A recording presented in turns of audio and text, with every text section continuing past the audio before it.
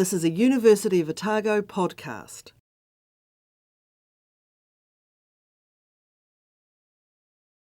Good evening. It's fantastic to see you all here this evening. Given the unseasonably warm weather, we are going to try to keep the doors open to let a breeze go through, but in the event that things get too noisy, we will have to close them. On behalf of the University of Otago, it is my great pleasure to welcome the staff and students who are here with us this evening. And as usual, it is always my pleasure to welcome members of the general public who often use these IPLs as a way of finding out more about what's going on at the University of Otago. I would also like to give a special welcome to some very special guests who are here this evening. To support Rhonda's IPL, her partner Bridget is here, and Bridget's mother Penny traveled from Hamilton to be here. Rhonda and Bridget's youngest son Flynn is in the audience. And Flynn's brother Fletcher, unfortunately, could not be here with us this evening because he is working in Hong Kong, but I'm sure that he is here with us in spirit. I also understand that there are a large number of other friends of Rhonda's who are in the audience this evening, and I would like to warmly welcome you to this IPL. Everyone is here because we all understand how important this occasion is. This is a time for us to take stock and reflect on what the university is really all about. And for me, these IPLs are always an opportunity to keep me honest, and they make me very proud. It's a chance for me to remind myself of the truly wonderful things that are going on around this university, and things that I share with the public are actually true. And that it is simply the fact that the extraordinary is part of everyday life here at the University of Otago. Now, we are here to support Rhonda Rosengren in her inaugural professorial lecture. And it's important to remind the audience that in order to achieve promotion to professor here at the University of Otago, an individual must excel in research and teaching and in service to the university and the wider academic community. Now, Professor Rosengren has certainly done all three. She is a highly gifted teacher who has dedicated a considerable amount of time and effort to both innovation in her own teaching and curriculum development more widely. She has also been highly committed to our hands-on science program and other forms of science outreach. She is also an outstanding researcher.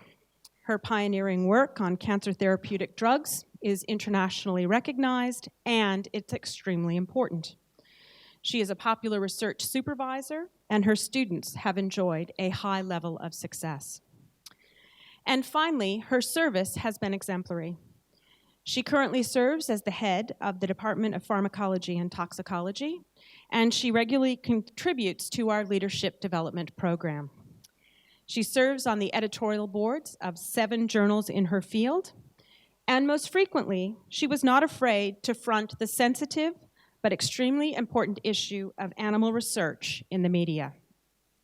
Rhonda, on behalf of the University of Otago, I would like to congratulate you on your well-deserved promotion to professor, and I will now call on Professor Vernon Ward, the Dean of the Otago School of Medical Sciences, to tell us just a little bit more about Rhonda's journey to professor. Thank you. Tēnā koutou katoa, he mihi nui, tēnā kia koutou. Welcome everybody, thank you for coming along this evening. It's my pleasure to give a little bit of background for Rhonda.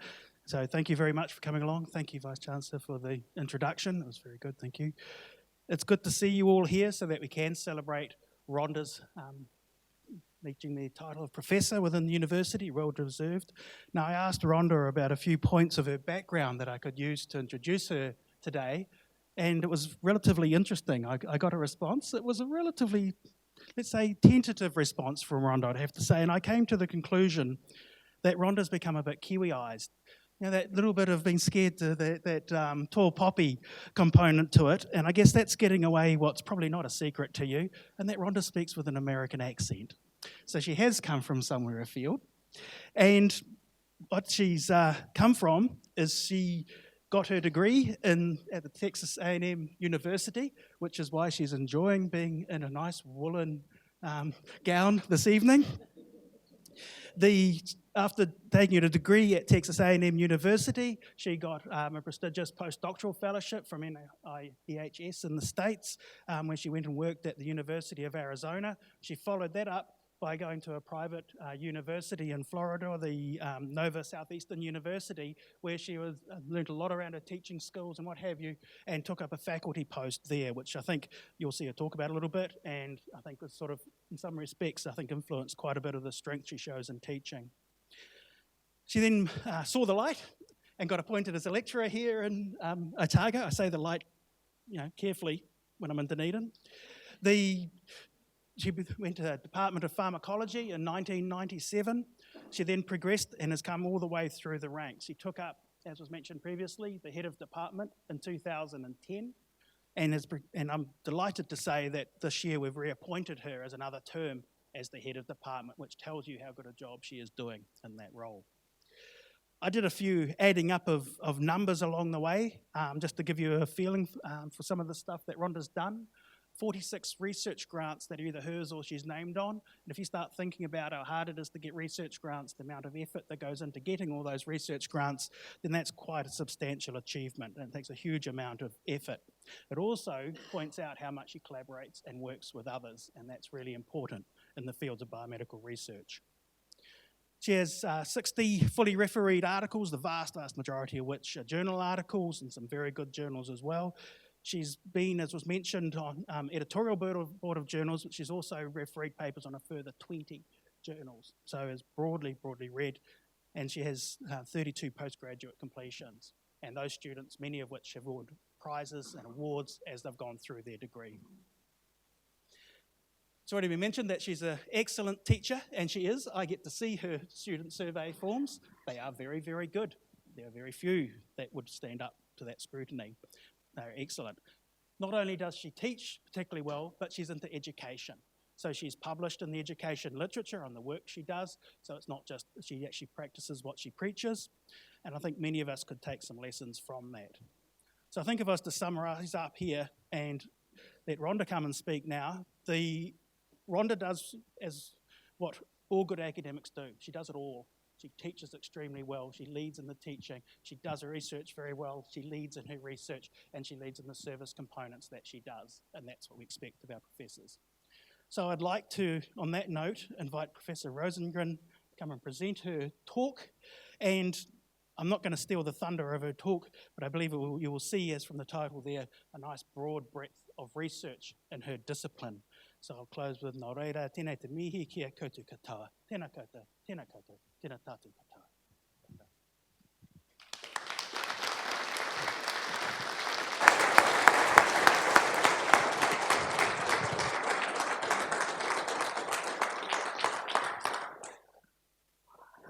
Wow, thank you very much for coming. I'm really humbled to be here. It's a huge honor.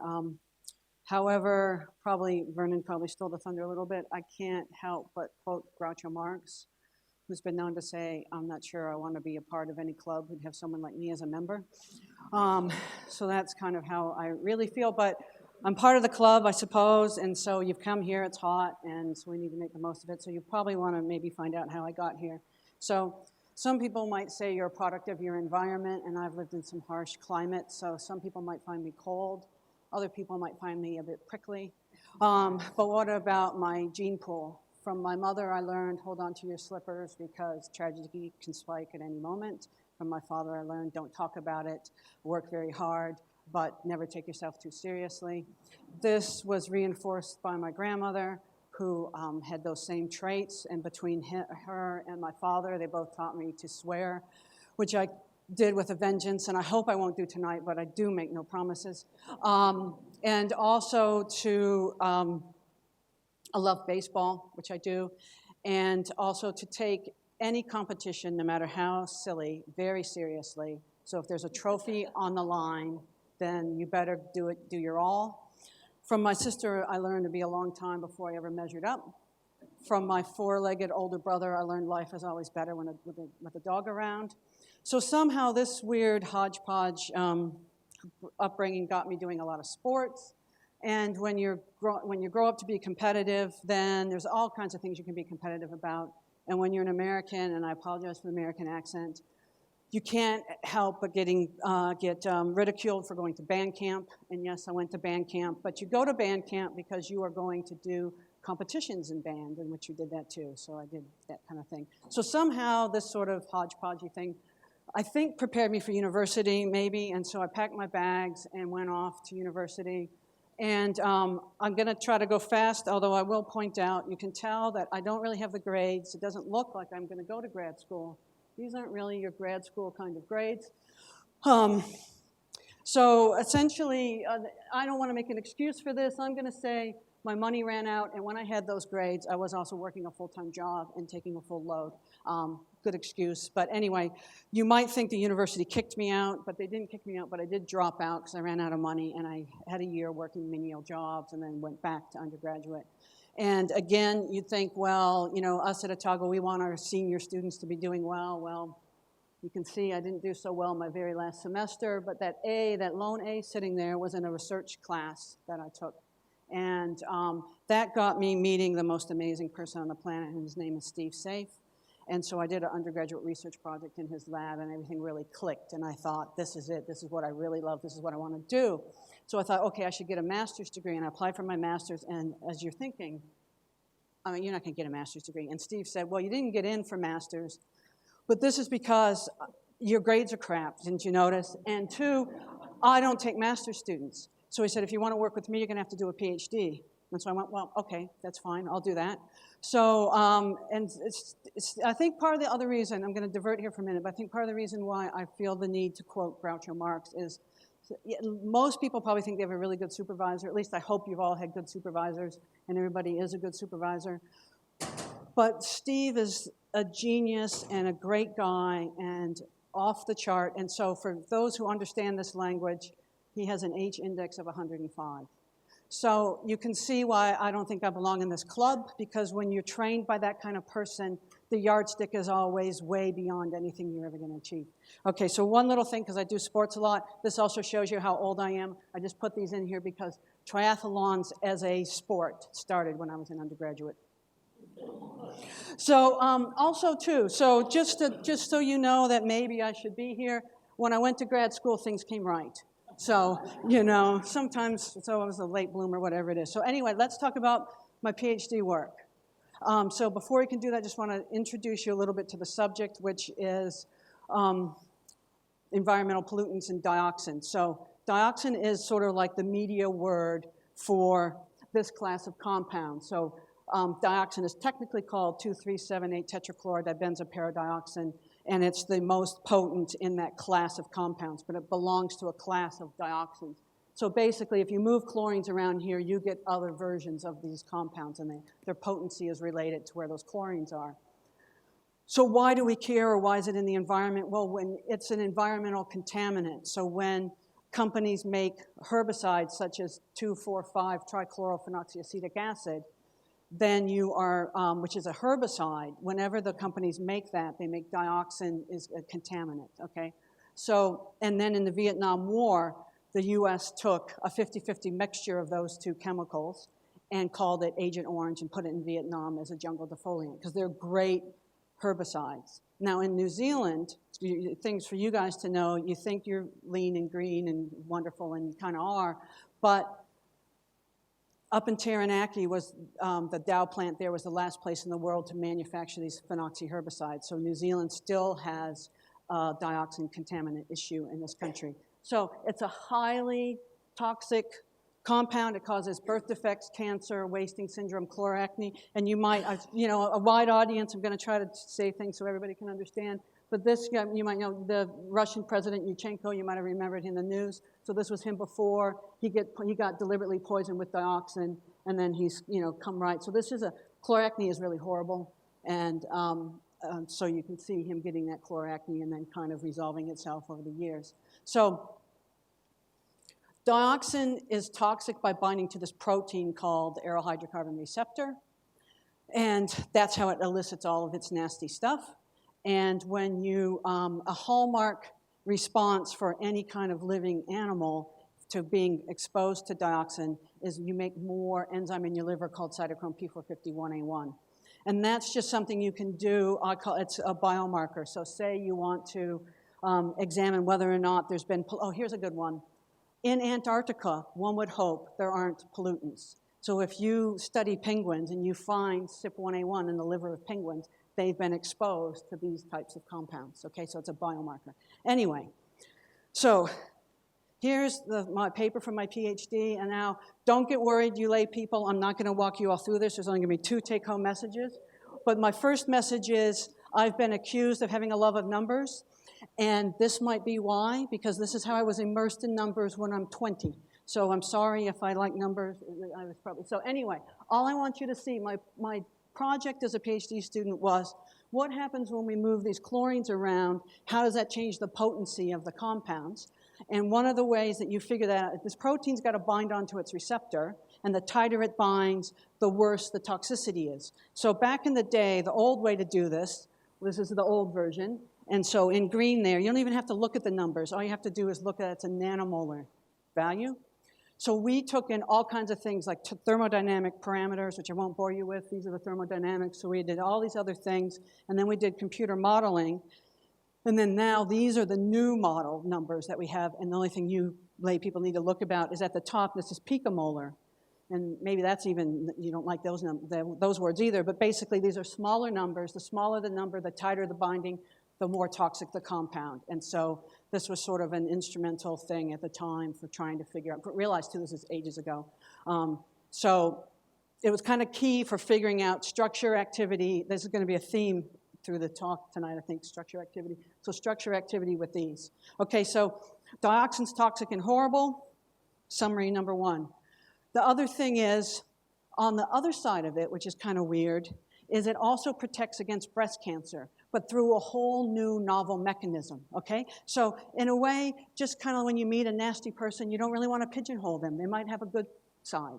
And so dioxin has this little, it's not a good side for dioxin, but it's a good side for research, because if you know the mechanism, now we can find new compounds that can exploit that mechanism. That's what Steve did, and he synthesized a bunch of compounds. So another part of my PhD work was working on this compound, MCDF, which was one of his first novel breast cancer drugs. And so it's not toxic, it doesn't induce CYP1A1, it doesn't cause chloracne, but it protects against breast cancer.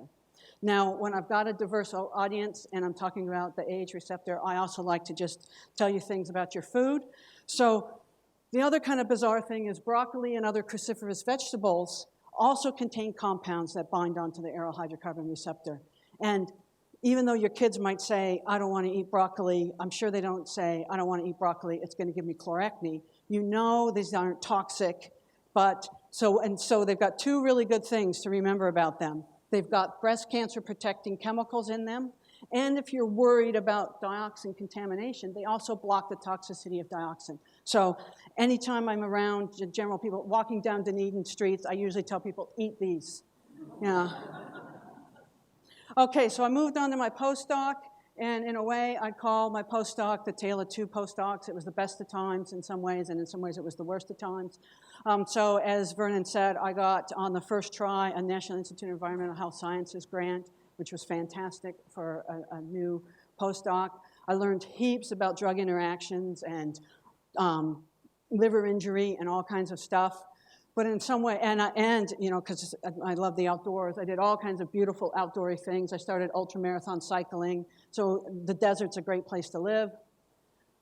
But as a scientist, we all know, and these guys know very well, that if you don't publish, you're dead in the water. And I unfortunately had a mentor who wasn't interested in publishing, and I started panicking. And so I took a job at a teaching school in South Florida. And if that was the tale of 2 cities, this was definitely decline and fall, because I was definitely stuck with no research opportunities. So let's focus on the positive. The positive of that was I got to 3 years teach a diverse group of students, you know? So I had, one of the things I thought gave me a leg up, I don't think anybody in my department thought gave me a leg up when I arrived to Otago as a lecturer, was I'd already had 3 years of teaching experience under my belt. So I wasn't really daunted by teaching. But I did come close. I bought some books, started thinking about opening up a bike store because I didn't think I was going to get out of there. But I got out, obviously, because I'm here, and I owe a debt of gratitude to Dick Laverty. Dick is the one who hired me, and even when he hired me, he retired 6 months later, so I didn't really get a chance to work with him for very long, but I think I've always sort of thought of Dick as, he probably doesn't know this, but as my sort of savior, because he brought me to Otago, and that was great. So let's get to, we're in New Zealand, everybody cares about what's local. So obviously I was in a big hole. How am I going to get out of a hole? So if I have a recipe for you on how to get out of a hole, 2 major ingredients. A group of keen and eager master students who have the same philosophy you have, which is work hard, play hard. And then just a smattering of funding, nothing major, just a little, sprinkle in a little grant money and sprinkle in heaps of students and write some papers. So the other thing about this talk, I don't have time to tell you about many of the studies, so I'm just going to pick a few key ones. We're not going to talk about any of these, so I'm sorry. And a lot of these students are here, which is fantastic. So I won't ask you to stand up, but you can talk to them after the talk. But I'm going to tell you about probably 3 key studies from the master's era. And so the first one, we need to get everybody on the same page. So it's going to be about paracetamol. So I want to tell you what happens when you take your paracetamol tablets. You take your paracetamol, and in your liver, various reactions are going to happen. So the first, well, not necessarily the first, but a major one is going to be something called glucuronidation. And glucuronidation takes that paracetamol and makes it big and bulky so you can excrete it. Another option in your liver are these cytochrome P450s that I was talking about. And so these also metabolize paracetamol, and they turn that into this compound called NAPQI. And then also in your liver is glutathione, and glutathione will conjugate and safely excrete that NAPQI. Now, it's all a balance. Normally, if you just take a dose of paracetamol, you're fine. These pathways are going to go. But if you take too much or you shift the pathways, this NAPQI is also toxic, and so this is what starts giving you liver damage. So this is your background of what you need to know to understand my next project I want to tell you about. So I was working with retinol, because back in the day, there were these fad diets of super vitamin A, fight cancer. So these whole studies revolved around the fact of, what if someone takes high-dose retinol, but then they're going to get exposed to all kinds of other compounds? Okay, so that's what this was about. So in this case, the person, and this is a mouse study. So this is a marker for liver injury. You get it out of the plasma. So basically, so if you go to the doctor, you need a liver function test. That's what they're doing. They just take that out of your plasma.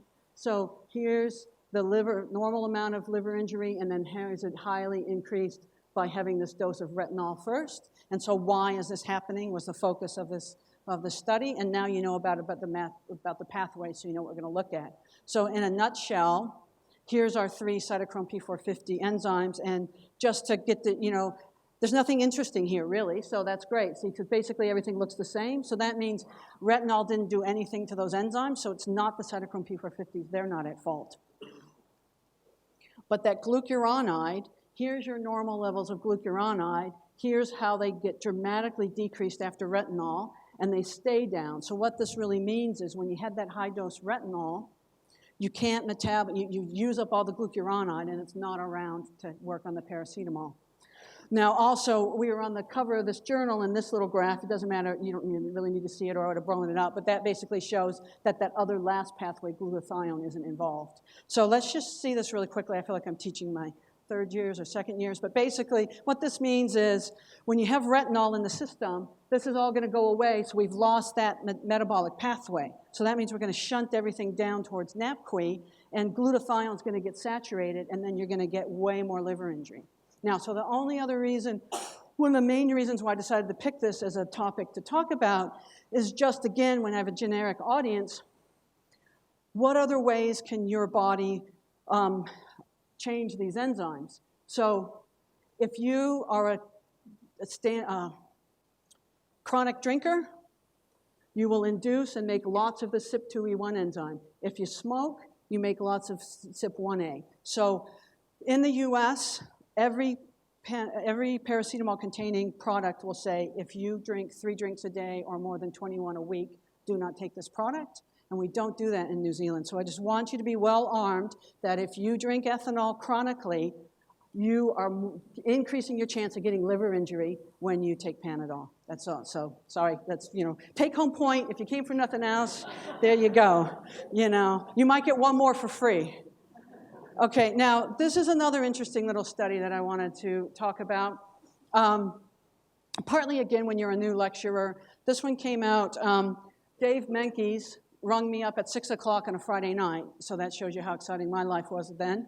And he says, I hear you know something about cytochrome P450s and you might be able to do some assays. And I said, yeah, absolutely, we can do that. He said, have you heard about St. John's wort? I said, yeah, absolutely, I have. So what was happening? St. John's wort, and this is early 2000s, 1999, but back in those days, a lot of people were taking St. John's wort as a plant antidepressant because plants are safer, okay? And so we don't want nasty Prozac, that's a drug, I want a plant. And so what was happening with, no, sorry, I shouldn't do that because no offense, people don't know, okay? So, sorry, I just realized I should leave the room. I feel like I'm being a bit arrogant. And that's just not right, is it? Sorry, we can bring the American here for 18 years and eventually it's going to come out, isn't it?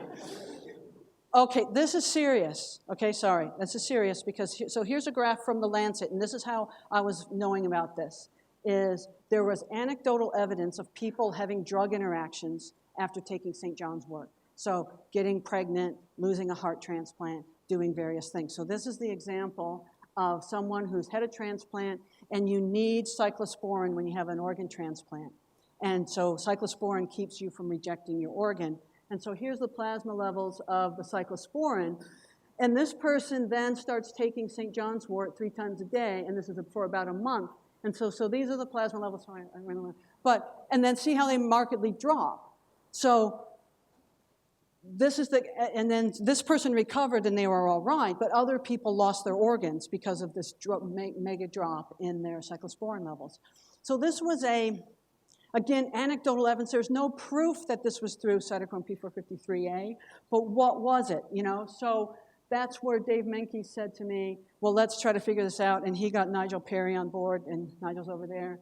And so, because Nigel, as you know, at Otago is the plant extract expert, so we all worked together, and essentially we showed that here is the catalytic activity. So this is how active your enzyme is, and we showed that after 3 weeks of chronically taking the St. John's wort, you do increase the activity of the enzyme. And then also there's how well the enzyme works and how much is there around, and we also see that we hugely dramatically increase the amount of CYP3A. And CYP3A is the most abundant CYP in your liver, so when you increase it hugely, you really do increase it a lot. So this was sort of we were one of the first people who kind of really proved that this is how this drug interaction is happening, and that way people can be warned when they're on various drugs that are metabolized by 3A. If you're on St. John's wort, you need to. So again, maybe free tip number 2, if you're taking herbal medications, or herbal off-the-counter things, tell your physician when they say, are you taking anything? Don't say no. Say, yes, I take whatever it is. Okay, so this is the last study from that bygone era. And this one is, again, you'll see sort of a pattern. We respond to things we see in the literature. So this one was, at West Virginia, there was a Miller's group, and he was reporting that paracetamol was a xenoestrogen. So basically this means he was reporting that paracetamol would increase your risk for breast cancer and make breast cancer cells grow. And it seemed kind of strange to me that that could be true, but you never know. Things can't be true. So, I had a really hardworking master's student at the time who was ready to take on this project. And so we thought, well, if we're going to answer this question, we need to do it thoroughly. So first off, before I do that, let me just show you why I didn't think it was that logical, and put you on the same page. So estrogen binds onto an estrogen receptor. And so and estrogen is also called estradiol. So there's your endogenous hormone, and it's gonna bind onto its estrogen receptor and then elicit its effects. So it does this whole long cascade of effects. Let's not worry about what all those are. And then the key features of estrogen working are hydroxyl groups. So here's the hydroxyl groups, and they're about 11 angstroms apart, and that helps it bind into the ligand binding pocket in the estrogen receptor. Now, I think most people know this, but if you want a plant, if you're a menopausal woman and you want an estrogen source, a nice, safe way to get that is from soy and tofu, and so these are phytoestrogens. And so you can kind of see genistein is the main ingredient in the soy, and again, you can kind of see, I hope you don't even really need that much chemistry, no offense, Lyle, but that these kind of fit in the same shape and can kind of do the rough thing. So it makes sense that genistein is a phytoestrogen. Now, two known xenoestrogens or foreign estrogens are bisphenol A, which again, my bad, if I'd drawn it on its side, it would look more likely. But again, it's got the A ring on the phenol and it has the hydroxyl groups in the right spot. And so bisphenol A is what leaches out of plastics and has an estrogenic effect, okay? So that's a foreign estrogen. And then diethylstilbestrol, I don't know, sometimes us toxicologists, we know all the weird things and we think everybody else knows, but diethylstilbestrol was a drug given to women to prevent miscarriage, and this is kind of a weird one, but it ended up that their female offspring as adults got vaginal cancer, okay? So Vice-Chancellor knows, she knows everything. So you've got, so it kind of makes sense that these are the known estrogens. And now I've shown you the structure before, but look at the structure of paracetamol. It doesn't really look like the other ones. How is that going to fit into the binding pocket? But as a scientist, you have to be open. Maybe it will. So we did a comprehensive in vitro test and then in vivo test. So when we did the binding, I won't show you the binding studies. It didn't bind. But then kind of the piece de resistance is to kind of look at animals. And so you need to see what's going to happen in an animal. Can I get an estrogenic effect? Okay, so to walk through this, classic effects in an animal from being exposed to estrogen is an increasing the uterine weight.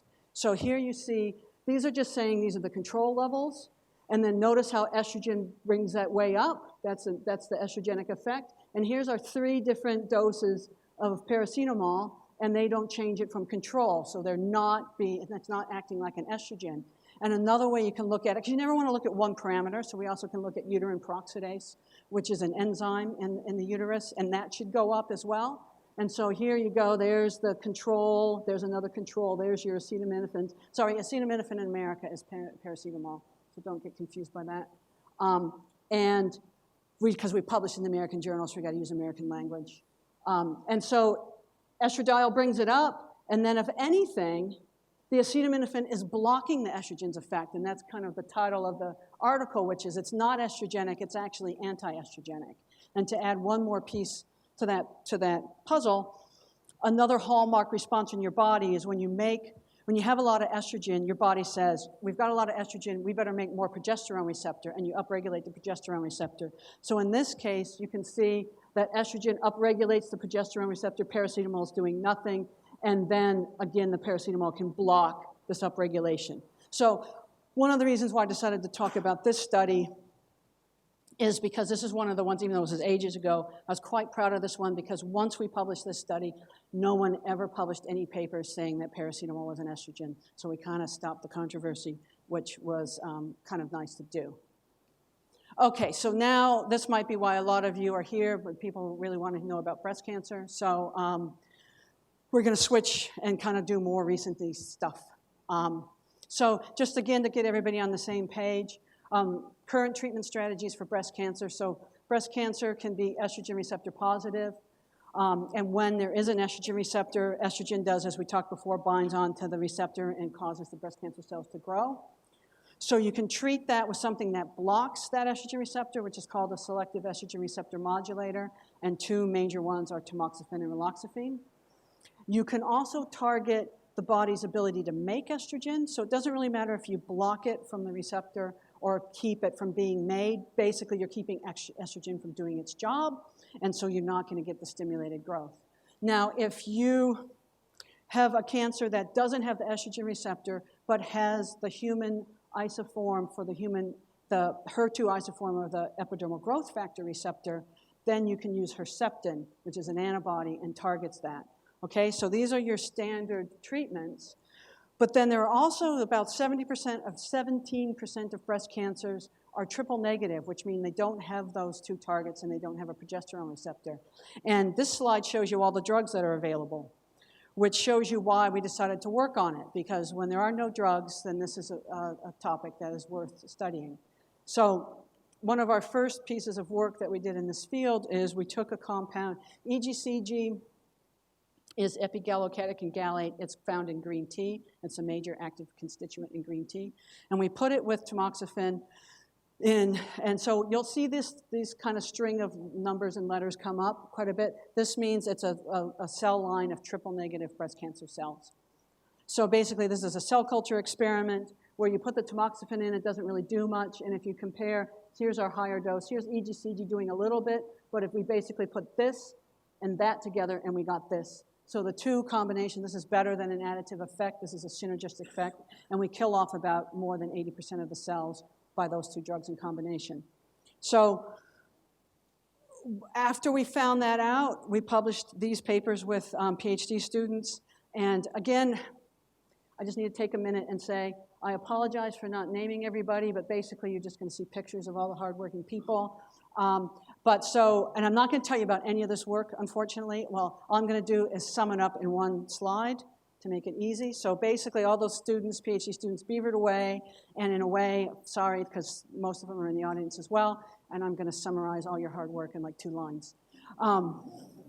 But basically, we looked at tamoxifen and EGCG and raloxifene and EGCG in combination, and we saw that we could always kill triple-negative breast cancer cells, and we did that by increasing apoptosis, which is just a controlled way of telling cells to die. We also told, the drugs also told the cells, well, let's just stay in the G1 phase and not divide, so you get G1 arrest, and we also disrupted cell signaling through the epidermal growth factor receptor. Early on, I had this theory that there would be active metabolites of EGCG. I won't explain to why I had that theory. It doesn't matter because I was wrong. So we also showed in those papers that it wasn't active metabolites. It was clearly coming from the compound. So what I do want to show you is what did we see? Because that's all in vitro, and in vitro is great, but you need to see that you can change tumor growth in an animal. So here's that. Here's a definitive study. You're going to see a lot of graphs that look like this from here on out. So let's just walk you through this one, and then I don't have to walk you so much the next times. So basically, in this case, we take a mouse and we implant that mouse with human breast cancer cells. So you've got the human cells growing in the mouse, and then you can treat the mouse the way you would treat a human. And so in this case, the mice were treated every day orally for 10 weeks, and we just follow the tumor growth in those mice. And you can see that tamoxifen didn't do much. The green tea compound does a little bit. When we put them together, we've almost flatlined that tumor growth. Okay, so these are the kind of tumor curves you look for in a xenograft model. So this is a pretty nice outcome, and then it's nice to show tumor suppression, but why? What's happening in those tumors? So this is the signaling through the epidermal growth factor receptor, and it's simplified a bit, so the high-end people will go, well, that's not really what it looks like, but it's close enough to make this brief. And so basically, you can see the checked bars here. This is the combination treatment. So we affect the epidermal growth factor receptor when the other treatments don't. We affect AKT, we affect NF-kappa B. So this is AKT and NF-kappa B here, and they're proteins that drive cell proliferation. So if we can wipe those out, then the cells don't grow. Okay, so that's one. And then another thing that was happening is mTOR is mammalian target of rapamycin, and you can target this. And again, here you can see that the individual treatments aren't doing anything here, but here we get about a 78% decrease in mTOR. And mTOR is important for cell translation. And so and then also not only mTOR, but these downstream effectors from mTOR. And then lastly, there's a cytochrome P450 enzyme, again, that sort of drives drug resistance, and also is linked to when you have high levels, women who have high levels of CYP1B1 usually have an aggressive cancer, and we were able to show that, yes, this is decreased dramatically by the combination treatment. Okay, so this was one of our first major works where we were kind of figuring out mechanisms and how to alter tumor growth. And so another study around this time was one where we put EGCG, the green tea compound, in combination with curcumin, and curcumin is the major ingredient in the spice turmeric. Okay, so this is a very similar experiment. the only thing that I kind of want to show you is this is, again, kind of like that first slide I showed you where we get this synergistic cytotoxicity.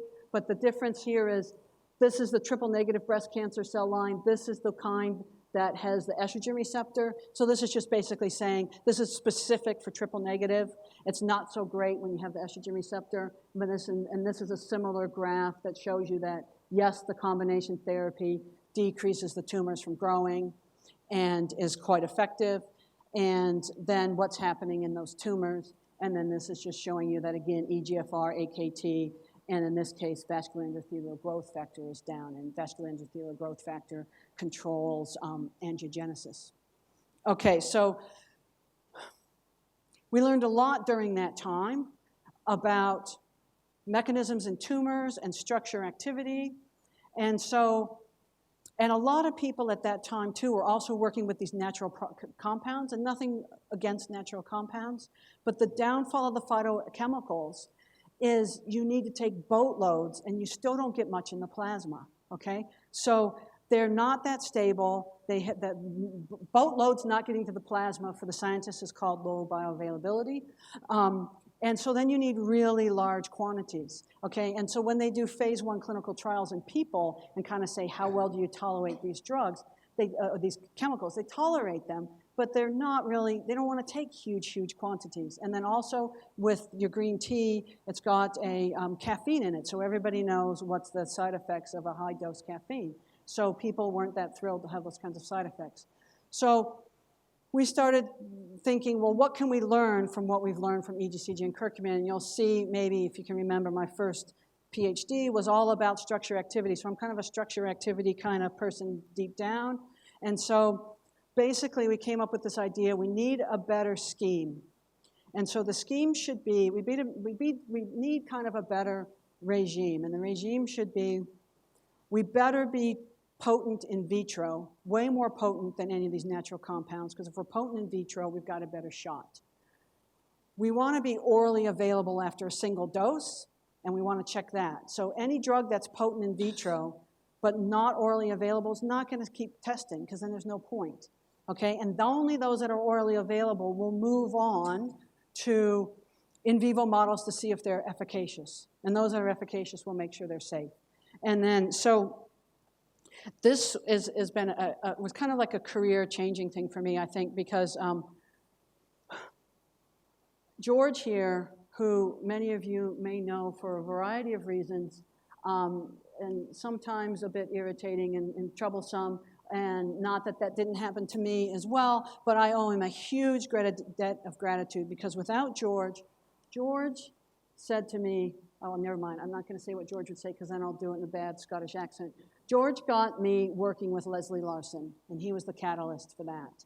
And I owe him a huge debt of gratitude for that, because without George, I wouldn't have met Leslie, and without Leslie, I wouldn't have done a whole heap of stuff I'm about to show you. So Leslie was huge, and she and I had a great, long, prolific relationship. And so she's the chemist who makes all the drugs I'm going to talk to about. So we wanted to concentrate on triple-negative breast cancer, but at the time when we were doing this work, Herceptin was not approved in New Zealand. So we also thought, while we've got the tools, let's also look at HER2 as well. Okay, so a little bit of chemistry. So here's curcumin that's in the green tea. And this part here is the part that makes it unstable. And we knew from other literature that it's likely that when you remove these methoxy groups, you start to lose activity. So we thought the methoxys are probably important, and we just need a better linker system. So Leslie is the driver for this, and she made 2 different linker systems. And then we start messing around with the substituents over here, and we start moving methoxys around. And so we put methoxys in different positions. We put some nitrogens in. We put some 5-membered sulfur rings in. And we did all kinds of different structures. And then she also had a methylpyridone linker system. And again, we concentrated on the nitrogens and the methoxy groups. So I'm going to show you the data from some of these compounds. And, but basically, we just gave them sort of made-up names. So that it's all going to be RL 7166. So the ones we're going to talk about are these 2 And these two down here, 90, 91, these are going to be the big ones. So you'll see these numbers, letter systems coming up, and these are the compounds that we found to be the most effective. So if curcumin's your benchmark, then you want to compare to curcumin. So we wanted something way more potent than curcumin. So part of this slide is to show you that you don't always get it right, and you can make things that are worse. So anything in green was a compound we synthesized and wasn't as good, but it doesn't always work. But then we have a whole suite who were much more potent, orders of magnitudes more potent at killing breast cancer cells. So what we have in this table is triple-negative breast cancer cells, and these ones don't have the estrogen receptor, but are positive for HER2. Okay, and so we did a whole bunch of different cell lines, but I'll just show you these. And essentially, for you people, the smaller this number is, the way better effect we've got, and the happier we are. And that's what we wanted. We wanted something, for us, at the outset, we said, if we can get the number lower than 1, that's kind of our target. Okay, so again, and now, maybe I'll just go back to this one. Curcumin, from the literature, we all knew standard things that curcumin does. It induces apoptosis. It arrests cells in the G2 phase of the cell cycle. It affects all kinds of different signaling proteins. So these are things we're expecting our derivatives to do as well. And they're all, and I'm gonna show you that that's true. And so just to let you know that this won't go on forever, I'm only gonna show you one thing from one compound because they all do the same thing. It's just a level of potency. So here's, no matter which compound I picked, all the growth curves look roughly like this. So the red line is the control cells growing, and the blue line is the effect of the drug. And so essentially, you keep the cells from growing over the 72 hours, or in some cases, you dramatically kill them off. So basically, at the end, this is way more cancer cells growing than there is down for the treated. So we're happy with the potency. This is a slide showing you that they arrest cells in the G2 phase of the cell cycle, and all the different compounds, again, did this. This is showing you that they induce apoptosis, and they do this with a vengeance, especially this RL71 compound. 40%, almost half of the cell population undergoing apoptosis is a huge result for a 1 micromolar concentration in the dish. So we're really happy with this and how strongly these compounds are working. So this is meeting our test of must be potent in vitro to go on. Okay, and so now this is all 4 compounds, but this was kind of a dramatic thing that I think is worth showing. You don't normally see such an early and complete wipeout of HER2. So no matter what compound we put in, the only difference is 4 to 1 micromolar. We always, around 3 hours, wipe out HER2 and keep HER2 suppressed. So this was sort of, it's good to see it consistent and down. So that's the big thing. So when you don't have HER2, so again, now this is the triple negative, you're going to see some of these words I showed you before. You affect and decrease AKT, mTOR, a downstream effector of mTOR, and NF-kappa B. So these are all things that drive cell growth, and so this is not happening in these cells when you're doing them in the dish. Okay, so I told you I want to be able to see it orally in the plasma, so these curves both show you, and all we want to do is say we can find it. And so both of these show that, yes, we can find this in the dish, in the mouse, so the mouse gets a single dose of the compound, and we look for it in the blood over time. So this is just minutes after the dose, and it stays. So basically, we can, so any compounds that we found in the plasma then went on to efficacy studies in the mouse. So here's 3 different graphs where we're looking at that same kind of graph I showed you before, where you dose the mouse orally every day. Now, the one big thing that I like about this study, and that what Leslie was so awesome with, is she made salt forms of the drug. And everybody in the room knows salt dissolves in water. So if you want to give a dose, if you want to give a drug to a human, a water solubility is fantastic. So in this case, too, our vehicle, which is what you dissolve the drug in, is just water. So our control is water. That's all you have to give the mouse. You give them water, or you give them the drug. And that's an awesome way to have a study. So that was fantastic that Leslie can do that. So I kind of have that, I don't know, I'm never happy enough kind of thing. You know, I mean, I like to, sure, we got tumor suppression. It's good. I'd like it better. And then one of the other things that what I don't show you here is that the RL71 drug was the one that was working so well in vitro. Half the cells were apoptosing, all that kind of thing. And it's not on here because it didn't work. So Then a few years ago, I hired Khalid Gresh, and he had patented this styrene malic acid nanotechnology. And basically, it's really not for me to explain his patents, but I'm going to have to. So the whole point of this is you take the drug, you put it inside this carrier. Sorry, Colin, I hope he's not here. And the whole point of the carrier system is it's going to keep the drug from, well, there's lots of points. Keeps the drug from being degraded. The great thing about it is it's going to specifically bring the drug to the tumor based on the fact that tumor vasculature is different to normal vasculature. So it's the size of the drug that's going to make it get through that tumor vasculature. So you're specifically targeting the tumor. And if you specifically target the tumor, this should be obvious to everybody. You obviously need less dose. If it's not going to get around, it should be safer. And you should be able to give fewer doses with fewer side effects. So that's the whole crux of this technology. So Khalid's been great, and he's done that. And so basically, this is us. So here you can see what it's done for us is it's taken RL-71, which wasn't effective, and it's turned it into an effective drug.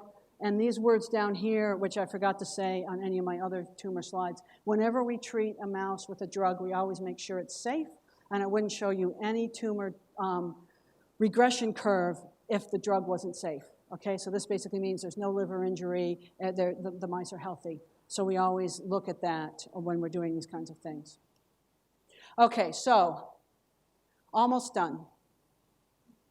I just want to tell you a couple things, and we'll take a little break from data, and then there's some other really cool data I want to show you, and then we'll be done. Okay, so I just want to tell you a kind of story. It's always good to make fun of yourself. So I want to talk to you about some of my collaborations and the importance of going to meetings. Most everybody knows that, but just want to reinforce this. I met Mark Dietrich at an oncology meeting in Greece, and he came up to me afterwards and said, "Hey, can you share your drugs with me?" And I said, "Yes," and so we wrote this paper together. This makes me look really bad because James Paxton, who at the time was head of department in Auckland, Pharmacology, by the way, you'd think I'd have a good, communication system with James Paxton. I didn't so much. And James rings me one day and he says, I was at this meeting and there was this guy from Luxembourg, Mark's from Luxembourg, and he had these really cool curcumin derivatives and he was collaborating with someone from New Zealand, but he went so fast I didn't catch who it was. That wouldn't happen to be you, was it? I said, yes, absolutely, it is me. He said, will you share your drugs with me? Because we're really interested in multi-drug resistance in cancer. I said, absolutely. So I'm still working with James. So it's embarrassing that he had to travel outside of New Zealand to find this out, but thank goodness for Mark spreading the word. And then I had another collaborative paper with Euphemia in Auckland. I met her through normal channels, so the good stories are over. But Euphemia has really cool breast cancer cell lines that she's made, which are resistant to tamoxifen. So they resemble what would happen in a patient when you take tamoxifen for a long time and you eventually become resistant to the drug. And our drugs worked really well in her resistant cell line, so that was nice. And then sort of my piece de resistance is being able to work with Steve again. And I was at a talks meeting and I convinced him that our drugs were worth studying, and so we published this paper.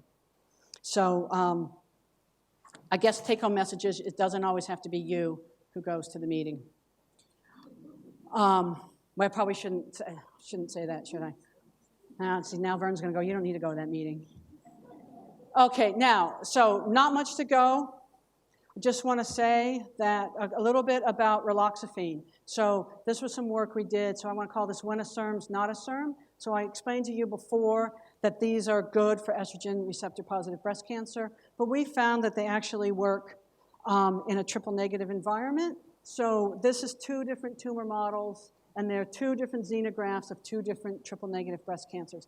And then the other key thing you can see, so the stuff down the bottom, this is basically our drug working fantastically. This is one of my favorite ones. I love this one. And then the other really good thing about this is some people think animal work means you must have these horrific doses and it's not relevant to humans. These 2 effects here, this is doses much lower. A human who takes Raloxifene gets a 60 milligram pill. We're giving a 3 milligram to 5 milligram dose. So it's far lower than this. So that's one of my favorite graphs. And so what's happening in those tumors? So this kind of shows you if it's brown, the cells are dividing, and that's Ki67. lighten up the brown. So this shows you that the cells inside the tumor aren't dividing. And then when you see the brown over here, it means the cells inside that tumor are being told to die. So the cells are dying and not growing. And then in those tumors, so this is all the tumors from those mice that get taken out. And the tumors, we decrease EGFR by the Raloxifene treatment. And because, sorry, this is a sore point with me with people who can't get their heads around the fact that there's no estrogen receptor, but there's no estrogen receptor, you see nothing. For you don't know what you're looking at, if you didn't look like I ran on there with a black Sharpie, then that means there's no estrogen receptor. There's no protein there, it's blank, okay? And then in those tumors, when you take them out of the animal, this is a marker for neoangiogenesis. So this means, are there blood vessels in that tumor that could make it metastasize? And we wipe out the blood vessels, and this is the quantification, so we significantly decrease those. So we were showing that Raloxifene does have potentially a role in a triple negative environment. Okay, and so when you know that, triple negative breast cancer is very similar to hormone refractory prostate cancer, and that this is another, so for males, this is their equivalent of the cancer that doesn't have very many treatment options and is very aggressive and has a poor prognosis. So because Raloxifene was working in that female version, we thought, well, let's see what happens with Raloxifene in the male version. So we did Raloxifene, and we love our curcumin derivatives, so we like to put them together. And so here's all the different doses of the derivative. Here's the different concentrations of Raloxifene. And basically, again, if you want to do the sort of math, how good is it? This plus this gives you that. So basically, we're wiping out over 90% of the cancer cells by this combination. So this was really cool, and I was really excited about this.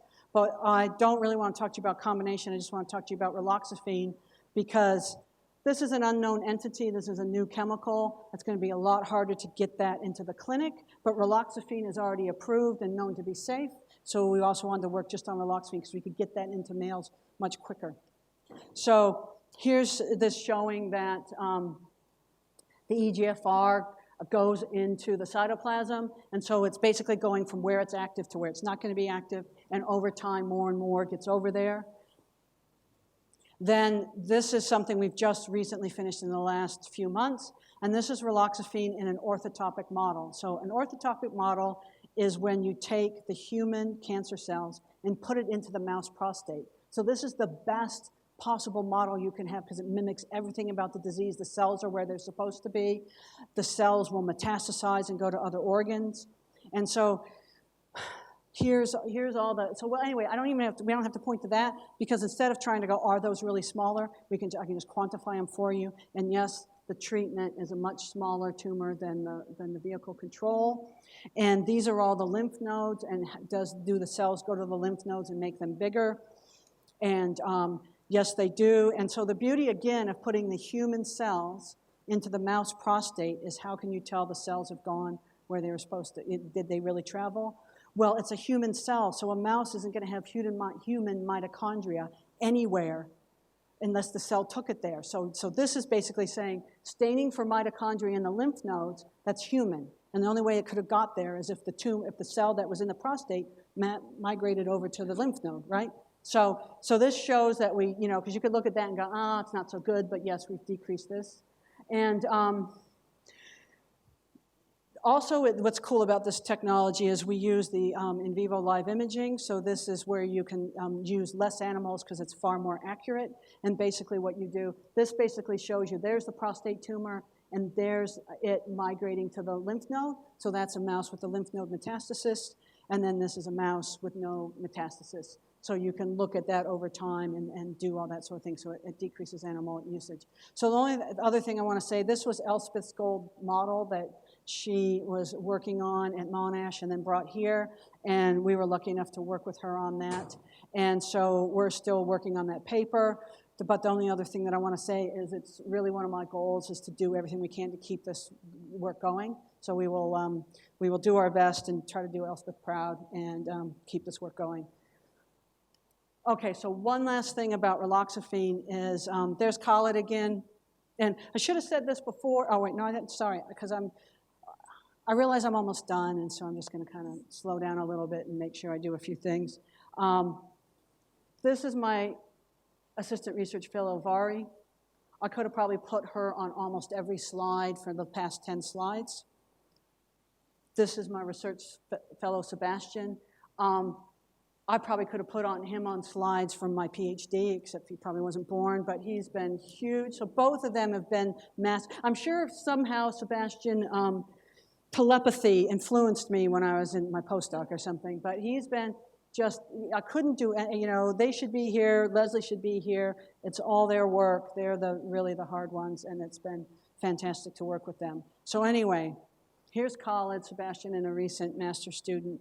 And so they did that carrier thing again, remember the carrier?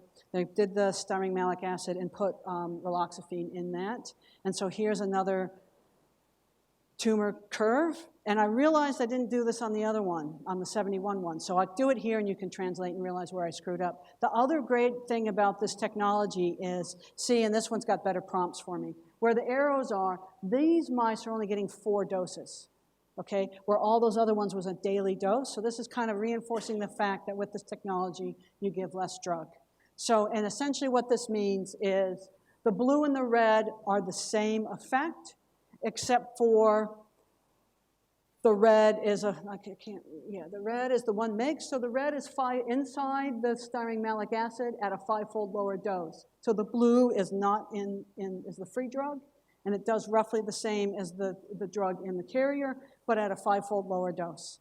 So again, when you can lower the dose, you decrease side effects, decrease those sorts of things. Okay, so Vernon kind of brought this up, and I just had to include this slide because as excited as I am about research, and anybody, I hope, who knows me thinks I'm excited about research, I do think it's very important to have an impact in the undergraduate classroom. And so this, as much as I'm proud of a lot of the data I've got, this is one of my proudest papers, was when we were able to take a novel concept in the undergraduate classroom and submit it to the Journal of Molecular Biology and Biochemistry and Molecular Biology Education and have them publish that.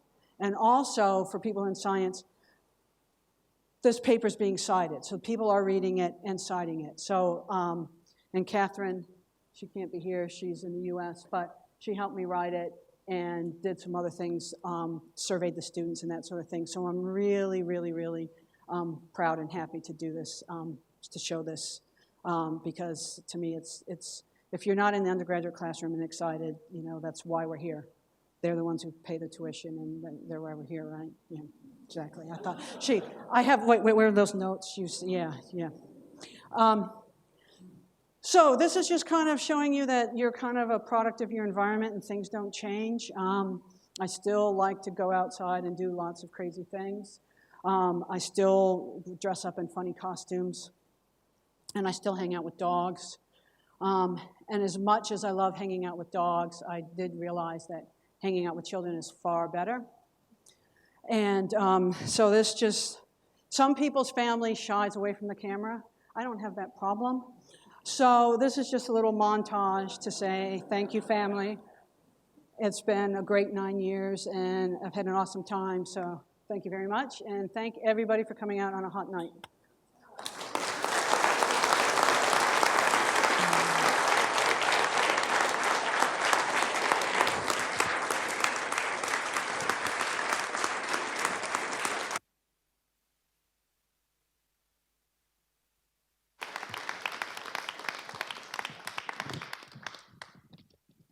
Wow, thank you very much, Rhonda.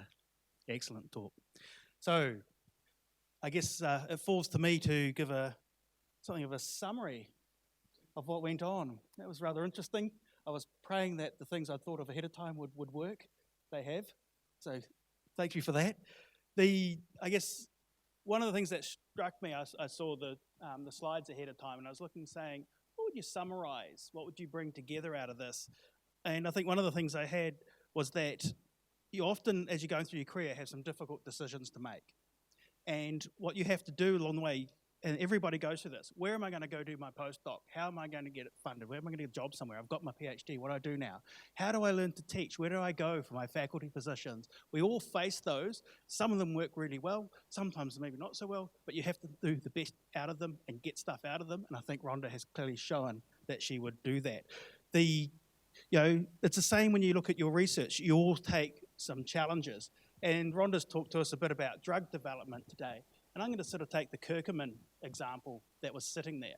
And I think Nigel's hopefully not going to cringe too much at this point. But if you look at a lot of natural products out there, there's a lot of chemistry in natural products. There's a lot of things that have bioactivity. Are they always perfect? No, they're not going to be. But what they do is they give you your leads. And so maybe you don't get the perfect result you want, but you can make that step forward and use that as your starting point and make that decision to track through. And so if you look at some of the stuff, for example, working there with bioactive molecules, the ability to develop them in combination and go beyond single treatments, the ability to develop new compounds that have new types of activity, the decisions to look at how do you make them bioavailable, how do you deliver them, the ability to get them to where they need to be in the animal. All those things are really important steps along the developmental pathway.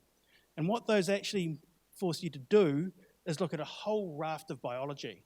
And what you saw from Rhonda today was looking at understanding the biology of her system, understanding the chemistry of her system, and you look at the range of people that she worked with. She's looking at stuff at the applied end of the spectrum, doing really good basic biomedical science. And she strung that whole set together, and it takes that spectrum to be able to develop new things, being able to do basic biomedical science, understanding the biology of your system, bringing the team of people together to have your chemists, to have your pharmacologists, to have your expert toxicologists, to have the people that understand those systems. And I think that's really important and was one of the things that I certainly took from Rhonda's talk is that breadth and the scope of people she worked with to get to a point which is really quite exciting. So I think that was very good. Thank you very much. Now, I'm aware of time, and I'm sure everybody doesn't want to hear me going on for a long period of time, but I think it was an excellent talk, Rhonda, and I guess I get to the point with, oh my, we're getting towards the end.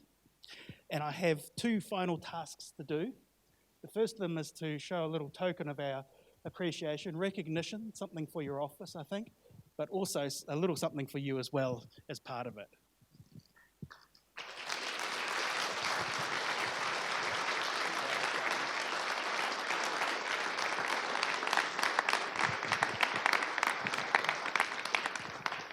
And the final task I get is to pass over to the Deputy Vice-Chancellor Academic, Professor Vernon Squire. Thank you very much, Vernon. My job involves too many meetings, and like the Vice-Chancellor, coming to talks like this remind me just what being in a university is all about. And it was a real privilege to sit here tonight and listen to Rhonda tell us about her life story. The other thing I want to mention is there are two Vernons in this room, and every time I hear the name Vernon, because my name's Vernon and his name's Vernon, I jump, because if I was called John, there'd be 10 Johns here. But unfortunately, because we're both called Vernon, we both react simultaneously and think we're being called at the same time. Anyway, enough of that. My job is really to thank you for coming out this evening, especially on this beautiful warm evening when you could be sitting on the back deck drinking beer, but you made the right choice. But what we would like you to do is join us in the staff club upstairs for refreshments. Thank you very much.